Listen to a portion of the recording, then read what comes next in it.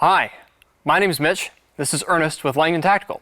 And we have heard a lot of myths about double action, single action, that because they're myths are not true, and we want to help you understand why.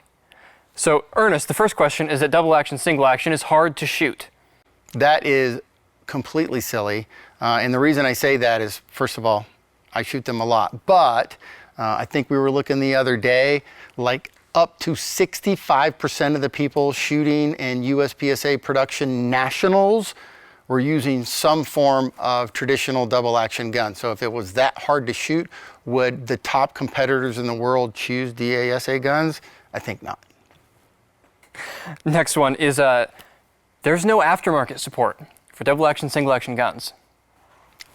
We got an entire company built around aftermarket support for double action, single action guns, and there are several others as well that focus on particular other brands, if you will, like CZ Custom and Cajun Gunworks. Gray guns. Completely wrong. Yep. Double action, single action is bad for beginners. I 100% disagree with that, and there's two reasons for it. One of the biggest problems people have when they're trying to learn to shoot is anticipating that first pull. If they will learn to roll through a double action trigger pull and actually learn how to shoot double action, everything's downhill after that.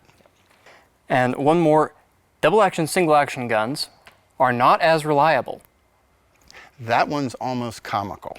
And you know this because you've done a ton of the testing.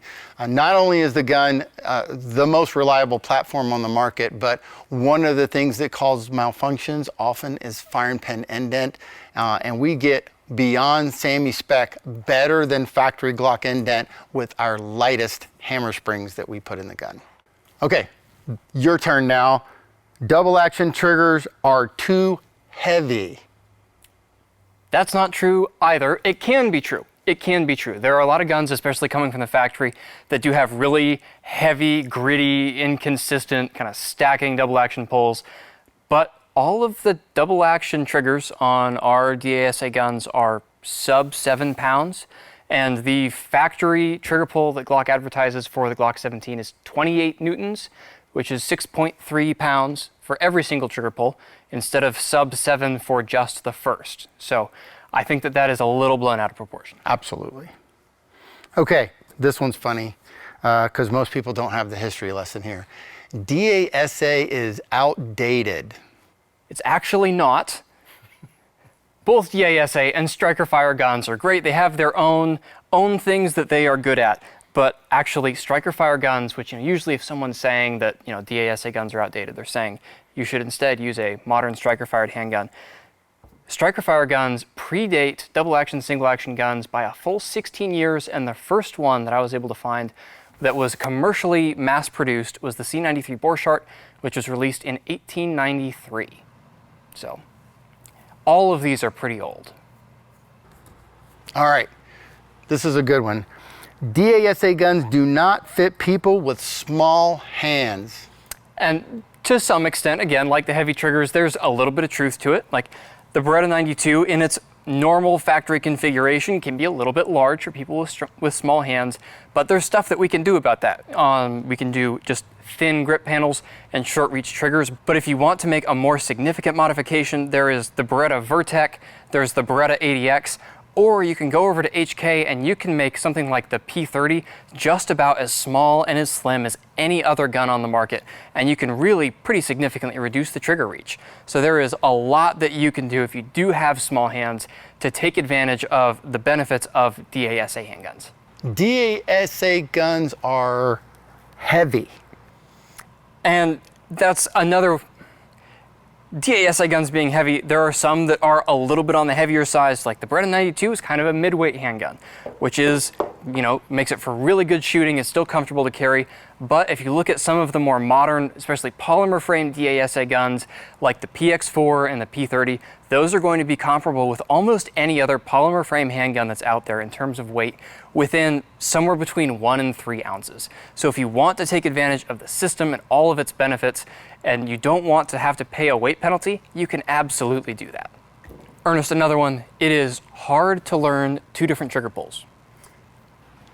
Yeah, I mean, I can see where people come with that because it is 2 trigger pulls, and one of the issues we run into is the firearms instructors that we have kind of running around the country right now. Most of them have been raised on striker fired guns of some sort, so they only really know how to teach a striker fired gun. But the reality is, what I have found with most people, if they'll dedicate one good solid range session to learning DASA, learning the first pull, and then learning the transition to the second pull, it's extremely easy to learn it with 1 or 2 good solid training sessions. It's just simply not true. So one other thing to think about is a lot of your partially tensioned striker fire handguns like your Glocks, your Hellcats, or things like that, you have a relatively long, and like we've talked about before, pretty similar in weight trigger pull every single time. And what a lot of people are going to teach you to do is how to row through that trigger pull and manage where that gun is hitting just based on your sights, like managing your sights throughout the trigger press.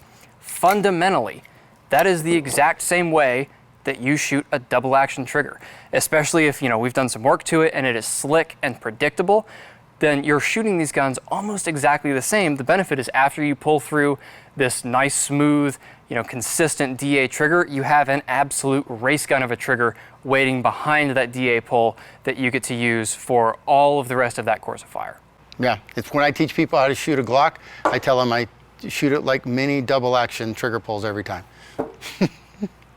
One other objection, what if people forget to decock their DASA handgun?